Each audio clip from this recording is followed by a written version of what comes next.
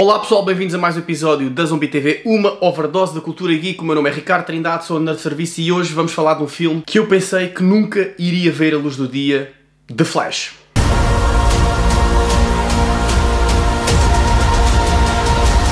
Antes de começarmos, eu quero dizer que este episódio vai estar cheio de spoilers. Eu às vezes faço os spoilers no fim, dou um aviso, mas aqui vai ser muito difícil de fazer dessa forma. Portanto, eu ao longo do episódio vou falar do filme assumindo que vocês já viram o filme, ok? E explicar porque é que eu gostei deste filme e porque é que tu eventualmente deverias gostar deste filme, ok? Para quem não sabe, este filme esteve envolto em várias polémicas, foi refilmado várias vezes, teve vários diretores, mais de 10 diretores que foram entrando e saindo, introduzindo e retirando coisas ao argumento. Acabou por ficar o diretor do filme It e a sua sequela, o filme de terror. Este filme seria aquilo que queria fazer a reboot para o universo da DC e acaba por fazer um reboot para o universo da DC, mas não era aquele que estava antes, é um novo nas mãos de James Gunn. Para referir que este filme iria introduzir o Batman de Michael Keaton e a cara como a Supergirl, e eles iriam ser os símbolos principais deste novo universo. Entretanto, entrou James Gunn e refizeram tudo, ok?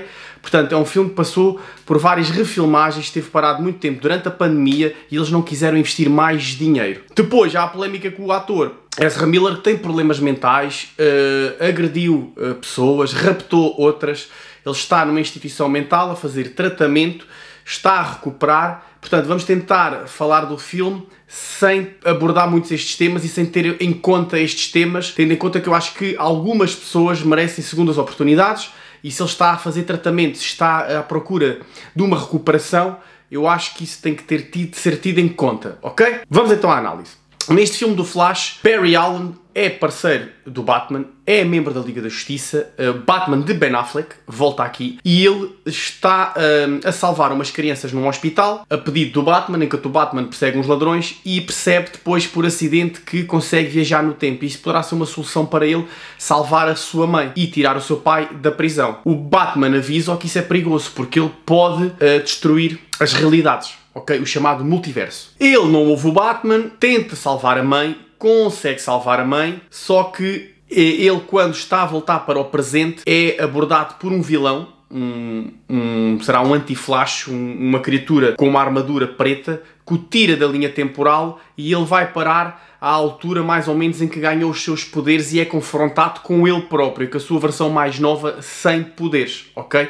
Que coincide na altura em que o General Zod vem à Terra, invadir a Terra no filme Man of Steel, ok? Do Zack Snyder. Então o objetivo dele é que a versão mais nova dele, vamos lhe chamar o Barry 2, ganhe os poderes, ele voltar para o presente, porque depois ele acaba por perder os seus poderes, ok? Portanto ele tem que dar os poderes ao Barry 2, o Barry 1 fica sem poderes e depois o Barry 1 tem que ter os poderes, tem que pedir que o General Zod venha à Terra porque eles descobrem que não existe super-homem. O Batman surgiu mais cedo, portanto agora está na reforma e é mais velho e não existem mais meta-humanos. Portanto ele tem que descobrir quem foi o kryptoniano que caiu na Terra, que não é o Clark Kent, não é o Kal-El, é a Kara, a sua prima. Tem que tirar da reforma o Batman, que neste caso é o do Michael Keaton, juntar aquelas 4 pessoas e tentar derrotar o General Zod e tentar salvar a realidade e todas as outras realidades. E depois ainda há aquele vilão, o anti-Flash, que aparece a meio do filme e só volta a aparecer nos últimos 20 minutos para confrontar o Barry com as suas escolhas. E esse é o vilão final do filme e já lá vamos. Portanto, esta é a estrutura do filme. É uma espécie de Flashpoint, uma banda desenhada de bastante sucesso da DC, que se não leram, recomendo. Este filme tem 3 grandes cenas de ação. No início, quando ele está a salvar os bebés, a meio, quando ele está a tentar salvar a Kara da prisão siberiana e no fim, quando ele está a lutar contra o General Zod e depois o Anti-Flash. Aqui o motivo de como é que a mãe morre é bastante interessante. É uma lata de tomate que o pai vai à loja buscar, ele está no quarto a ouvir música ou a brincar e o pai, quando chega a casa, há um ladrão que assalta a casa e mata a mãe e o pai é acusado desse crime e não tem provas para provar a sua inocência. Existe realmente uma câmara de vigilância na loja, só que o pai nunca olha para cima, portanto o chapéu que ele tem tapa a visão da câmara, nunca consegue provar que naquela altura ele estava na loja e tinha acabado de chegar a casa, porque ele foi buscar a tal lata de tomate. Como é que ele altera a realidade? Vai à loja, quando viaja para o passado, e coloca uma lata de tomate que a mãe se tinha esquecido no carrinho, e é o suficiente para alterar a história. O que é muito interessante aqui, que o Batman do Michael Keaton explica quando eles vão à procura dele, é que tu, quando mudas a linha do tempo, o tempo não é contínuo. Tu só não mudas daquele ponto para a frente, mudas em todas as direções. Portanto, tu, quando mudas um ponto da realidade, podes mudar tudo. E certas realidades interceptam-se em certos pontos. Existe pontos que acontecem sempre e têm que acontecer sempre naquelas realidades e tu nunca consegues alterar por mais que tentes. Ok? São aqueles pontos de interseção que foram explicados também um pouco de maneira diferente no Spider-Verse como os momentos canon, ok? Portanto, o momento canon é a batalha final contra o Zod, em que eles perdem sempre, por mais que tentem, aquela realidade é destruída por não haver Super-Homem, a Supergirl não é suficientemente forte para derrotar o Zod, portanto, eles morrem sempre e estão sempre em loop a morrer, e os flashes, até a cena final, estão sempre os dois a tentar voltar para trás e a repetir a mesma cena várias vezes para tentar arranjar uma solução. E o Barry mais novo, o Barry 2, é aquele que tem menos experiência, mais infantil, acaba por passar 70 anos em loop a conseguir parar aquele momento, a travar aquele momento, vai enlouquecendo, ele é que se torna aos poucos o anti-Flash. E esta situação eu achei bastante interessante porque o verdadeiro vilão do filme é as escolhas que o Barry faz, é ele próprio. Não existe aquele mega vilão que já é característico em todos os filmes de super-heróis, que já é clichê, aqui o vilão é o próprio herói e as escolhas que ele fez e os sacrifícios que ele tem que assumir para seguir a sua vida e continuar a ser o Flash que ele era. Um pouco como o Homem-Aranha, ok? Há aqueles momentos que ele tem que passar para se tornar no herói que nós conhecemos.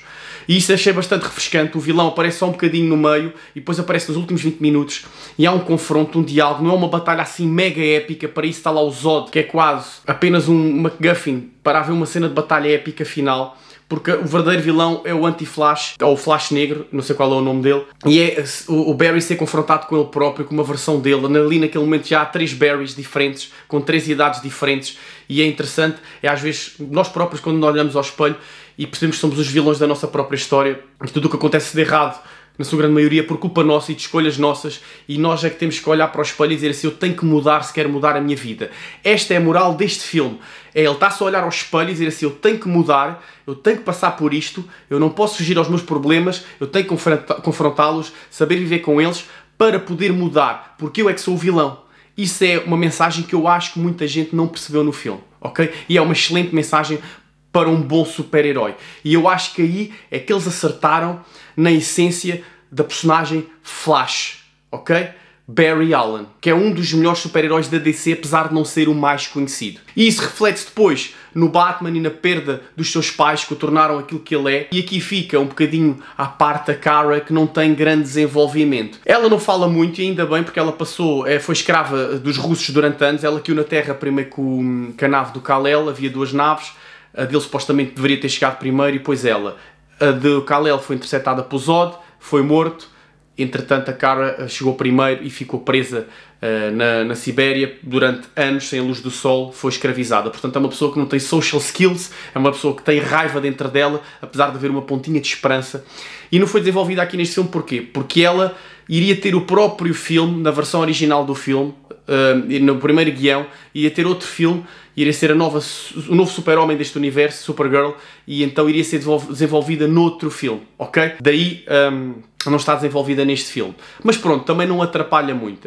Tem ali uns momentos em que tu percebes a dor dela e aquilo que ela passou. Pontos fortes deste filme são as interpretações. Todas as interpretações aqui são boas, tendo em conta o material que lhes dão. São excelentes. O Batman do Michael Keaton rouba a cena. Ezra Miller, apesar dos problemas todos que ele teve envolvido, é um bom ator e ele faz 2 versões do Barry, até faz 3, mas as 2 principais, Barry 1 e Barry 2, são completamente diferentes uma da outra.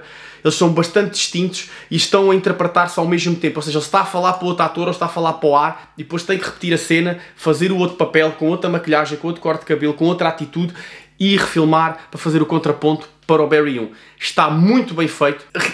É natural os diálogos e as discussões, mesmo quando eles estão a falar ao mesmo tempo. A edição nessa cena está... Nestas cenas estão brutais. A edição é o que salva estas cenas todas em que estão 2 personagens iguais, o mesmo ator a fazer 2 personagens.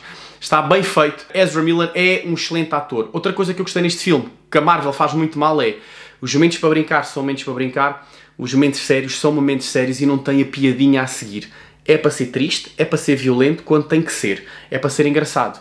Nos momentos certos também. E isso eu gostei muito. O Barry 2 é chato, é irritante, que foi uma coisa que as pessoas acharam no Flash da Liga da Justiça, mas o Flash evoluiu, o Flash cresceu. Então o Barry 1 chateia-se com o Barry 2 mais novo e diz, realmente tu és irritante, agora perceba aquilo que as pessoas querem dizer. Isto é um pescar de olhos à audiência que não gostava da primeira versão do seu papel. As piadas em grande plano são as que acertam mais do que as que acertam menos, ok? Ali há 2 ou 3 momentos em que eu nem sequer punha piada, era melhor do que lá está a piada, mas depois há outras piadas que funcionam muito bem. E uma das piadas que eu mais gostei é uma piada que tem a ver com o capuz do Batman. O capuz do Batman do Tim Burton tinha aquele problema que ele estava preso e então ele olhava assim, não conseguia virar o pescoço.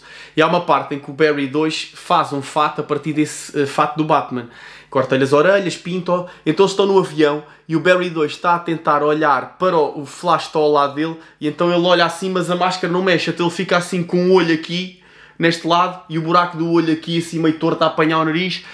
Tipo assim, isso é uma piada que só quem viu os outros filmes do Batman e sabe dos memes que são feitos online vai perceber. Aquilo não é piada porque a cena é engraçada, mas depois tem uma segunda camada, uma segunda layer a piada, porque é referente às pessoas gozarem com o fato do Michael Keaton, do filme original do Batman. Tem várias referências, eu não achei que as referências fossem muito forçadas, há uma ou duas frases que tu vês que são para o trailer, mas acho que não atrapalham-se tanto o filme, e os outros easter eggs da cena final, dos universos alternativos que eles mostram, fazem parte da história. A ação é bem filmada, a banda sonora é brutal, as personagens em grande, assim, de forma geral, estão todas bem escritas, umas com mais tempo do que outras, não se esqueçam, isto é a história do Flash, portanto o Batman e a Kara são secundários. A narrativa e o argumento está bem fechado, à exceção de uma cena final que eu já vou explicar, que quase que desfaz o filme todo e eu tenho pena que a tenham incluído. A edição é boa, os diálogos são bons, a interpretação é boa, a edição está top, a filmagem, a fotografia está incrível, e a cena do argumento que eu não gosto é o Barry percebeu que não pode mudar o passado, senão vai alterar tudo. Ele volta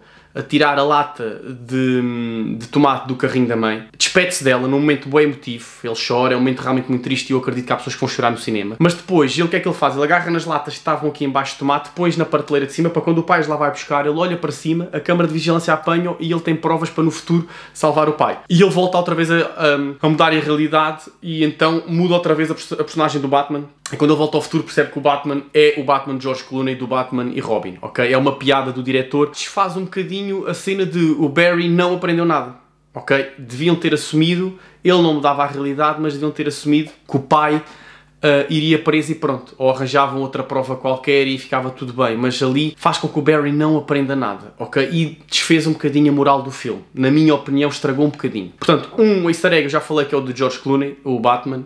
Não vai ser o Batman do universo do James Gunn, não se preocupem. Aquilo era só uma piada, ok? Eles ainda nem sabem bem como é que vão resolver a situação do Aquaman e do Flash. Um dos pontos mais fracos do filme e mais originais que toda a gente critica é os efeitos visuais. Os efeitos visuais são péssimos, são mesmo muito, muito maus, talvez dos piores já feitos. Aquilo está ao nível, às vezes, do filme do Scooby-Doo, ok? Mas também são os mais originais. Desculpei, porque a originalidade dos efeitos visuais das cenas de ação é tão grande, dei prioridade à originalidade e não aos efeitos e à qualidade dos efeitos. Mas eu percebo que há pessoas que vão ver o filme e vão sair do filme por cenas que são muito mal feitas. Vamos explicar. O Flash, quando viaja para o passado, cria uma chamada cronosfera. É uma bola tipo hamster, em que ele está a andar ao contrário. Ele começa a andar para a frente, quando ativa a cronosfera começa a andar para trás e ele fica no centro de uma máquina chamada Zoetrope. Zoetrope é uma máquina que foi inventada em 1866, era um brinquedo. Já havia outro antes, ok? Usando discos estroboscópicos. E então o Zoetrope é uma cena redonda, como vocês estão a ver na imagem, e tem várias imagens repetidas e quem está no meio a ver para um buraquinho vai vendo e aquilo vai andando em sequência e vai fazendo uma animação, ok? E achei super original de que ele fica no meio desse Zoetrope com os discos estroboscópicos à volta e está a ver em rewind os eventos da sua vida a andar para trás, mas num Zoetrope a 3D, com o relevo. O que é que acontece? Dentro do Zoetrope ele vê aquelas sequências todas de forma repetida, está brilhante, super original. Tudo o que está dentro daquilo, à exceção dele que está dentro da esfera, tem um aspecto gráficos PlayStation 3. Ou seja, propositadamente, dizem eles. Eu devo dizer que achei super original eles usarem a cena do estás a ver o filme da tua vida. É a mesma coisa que quando as pessoas dizem pá, eu quase que morri e vi o filme da minha vida toda passar-me pelos olhos. É exatamente isto. É uma grande homenagem à animação, é uma grande homenagem ao cinema, é super original de como tu representas as viagens no tempo, que é a cena mais original já feita em filmes de viagens do tempo, como tu consegues visualizar essas viagens no tempo. E é assim, é uma escolha artística que eu acho que foi forçada. Ou seja, a ideia deles original era fazer algo mais realista, mas assumiram que tudo o que está ali dentro, para não gastarem mais dinheiro, tem aquele aspecto plástico, é ele dentro da bolha a ver para fora e tem aquele todo aspecto mais plástico, mais boneco de cera. Eu preferi que eles tivessem adicionado outro efeito, como fumo, ou uma espécie de mármore, como se fossem estátuas de mármore, ou então mesmo uma animação mais cartunesca, até para reforçar a homenagem à animação do Zoetrope. Portanto, teria optado por isso. Ou seja, eles foram forçados a escolher aquilo porque não tinham e não queriam gastar mais dinheiro. E então, ok, eu percebo, é uma escolha artística, temos que aceitar. O problema é quando isso acontece fora do Zoetrope e tu tens a batalha quando a Supergirl sai da prisão, que é muito plasticina.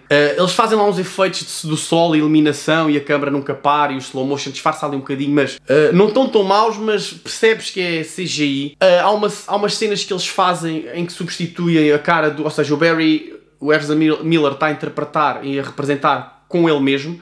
Então há cenas que eles arranjam um ator parecido com ele, quando eles estão a agarrar e etc. E depois fazem um map replacement na cara dele e às vezes aquilo não está bem feito e nota-se um bocadinho, ao olhar mais atento, que aquilo está composed por cima da cara da outra pessoa, ok? Depois há a cena inicial do salvamento dos bebés, em que está brutal, tu vês, realmente tu sentes o slow motion e consegues sentir os efeitos que eles fazem quando ele está a correr muito rápido e a estrada estende-se, fazendo aquele efeito quase vértigo e tens sentido de velocidade que nunca ninguém tinha conseguido fazer. O salvamento dos bebés está muito original, é uma cena super divertida para abrir o filme, só que os bebés, alguns deles parecem os bebés da saga Twilight, aquele bebé final da Bella com o Cullen, o vampiro. Epá, péssimo, péssimo. Depois, outra cena bastante original é como eles fazem os mundos a colidir. Basicamente, ele vê outras realidades, são esferas, lá estão, são zoetropes esféricos, que são mundos, e cada mundo é um easter egg, basicamente, e os mundos estão a colidir e as realidades estão a ser destruídas. Para já, super original, nunca vi uma representação do multiverso tão bem feita como esta. Nem no Spider-Man, nem no Doutor Estranho. Se calhar a que fica mais ou menos ao mesmo nível, na minha opinião nem fica, é o do Spider-Verse, ok? Que é tudo uma teia e tem tudo o hexágono, etc, etc. Depois, dentro de cada mundo, nós vemos o Super-Homem dos anos 30, a preto e branco, com o seu Flash, muito engraçado. Vemos o Christopher Reeve com a primeira versão da Supergirl.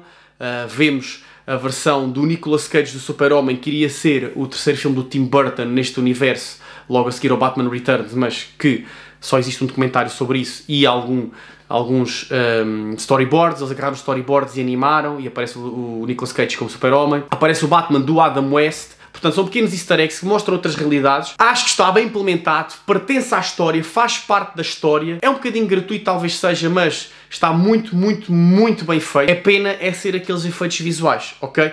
Aquilo que quase preferia ter visto o filme do Flash todo em animação. É realmente um ponto fraco os efeitos visuais e eu percebo que há muitas pessoas que fiquem fora do filme e que esses efeitos visuais os tirem fora do filme. Eu era para dar um 6 a este filme, mas tenho que pensar como é que eu me sinto ao sair do cinema.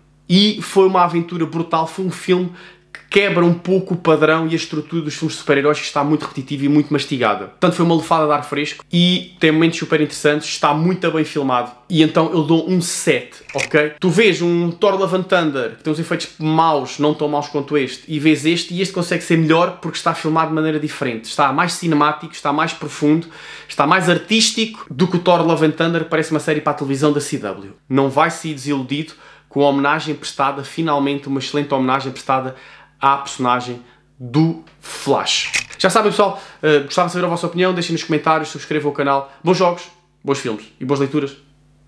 Até à próxima.